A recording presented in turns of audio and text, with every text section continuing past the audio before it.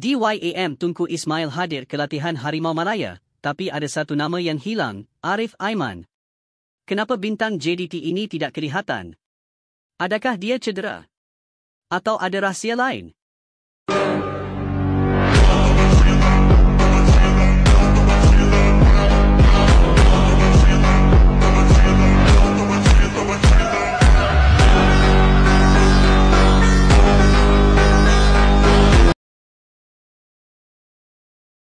Hari pertama latihan Harimau Malaya di Padang Seri Gelam, Johor, berjalan lancar.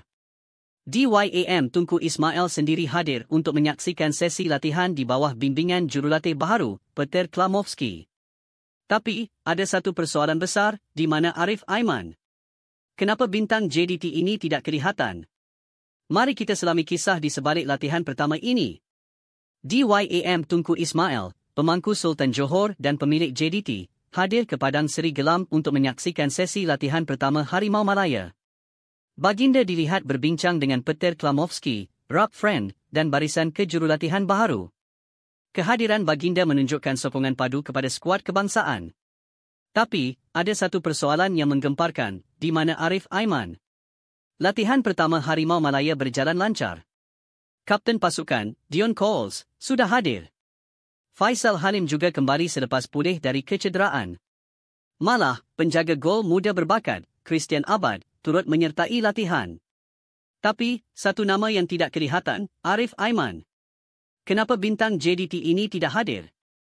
Adakah dia cedera? Atau ada rahsia lain?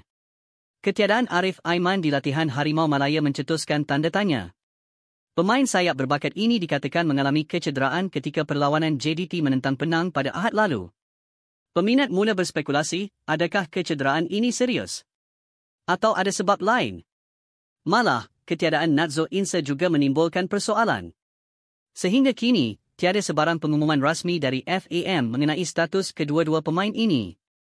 Harimau Malaya kini mempunyai misi penting, memulakan kempen kelayakan Piala Asia 2027 dengan langkah kanan.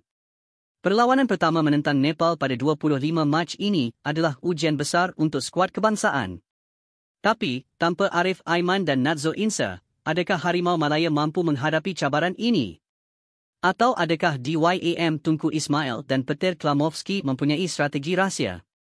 25 Mac 2025, Harimau Malaya bakal membuka tirai aksi menentang Nepal di Stadium Sultan Ibrahim, Iskandar Puteri. Tapi, adakah Arif Aiman akan kembali? Jom sama-sama saksikan dan beri sokongan padu untuk Harimau Malaya. Like, share, dan subscribe jika anda teruja dengan revolusi ini. Malaysia boleh!